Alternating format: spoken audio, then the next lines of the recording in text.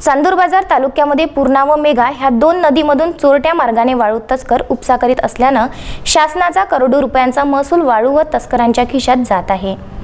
महसूल विभागाचे सोयीस्करपणे दुर्लक्ष असल्या कारणाने हा सर्व प्रकार राजरोसपणे चालू आहे असा आरोप नागरिकांनी केला आहे।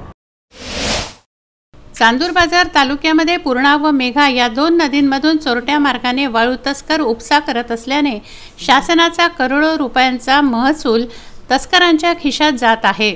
महसूल विभागाचं सोयीस्करपणे दुर्लक्ष असल्याने हा सर्व प्रकार राजरोस सुरू आहे। मेघा व पूर्णा या दोन्ही नद्यांचा देऊळवाडा येथे संगम आहे। पुढे पूर्णा म्हणूनच ही नदी चांदूर बाजार तालुक्यातून अचलपूर तालुका व पुढे दर्यापूर तालुक्यामध्ये जाते। पूर्ण प्रवाहात मोठ्या प्रमाणावर रेतीचे साठे आहेत।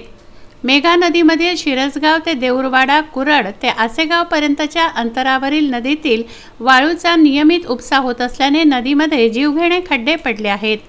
या खड्ड्यांमुळे अनेकांना मनस्ताप सहन करावा लागतो। रात्रीचे सर्व तस्कर रेतीकरता नदीकडे वळतात व सकाळचे 6 वाजेपर्यंत मोठ्या प्रमाणावर ही वाहतूक चालू असते। एका ट्रॅक्टरमध्ये 2 ब्रास रेती येत असून तिची किंमत ही फार मोठी असल्याने ग्राहकांना मोठ्या प्रमाणावर रक्कम मोजावी लागते। शासनाचा हा चोरीचा माल ग्राहकांना मोठी रक्कम देऊन घ्यावा लागतो, यामुळे ग्राहकांची ही आर्थिक लूट होते। अनेक ग्राहकांनी याबाबत नाराजी व्यक्त केली आहे। शासनाच्या या धोरणावर नापसंती व्यक्त केली आहे। हा सर्व प्रकार राजरोसपणे होत असल्याने मोठी आर्थिक देवाणघेवाण या तस्करीमध्ये होत असल्याचं स्पष्ट आहे।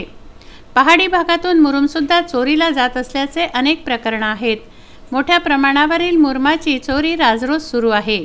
सातपुड्याच्या पायथ्याशी असलेल्या सर्वच ठिकाणांवरून विना रॉयल्टी मुरमाची अवैधपणे वाहतूक होत आहे। शासनाचे नियम अशा वाहतूकदारांसाठी व खनिज चोरट्यांसाठी नाहीत काय असा प्रश्न नागरिक विचारत आहेत, पण शासकीय यंत्रणांना हे दिसू नये याबाबत मात्र आश्चर्य व्यक्त होत आहे। नकुल सोनार, विदर्भ न्यूज, चांदूर बाजार।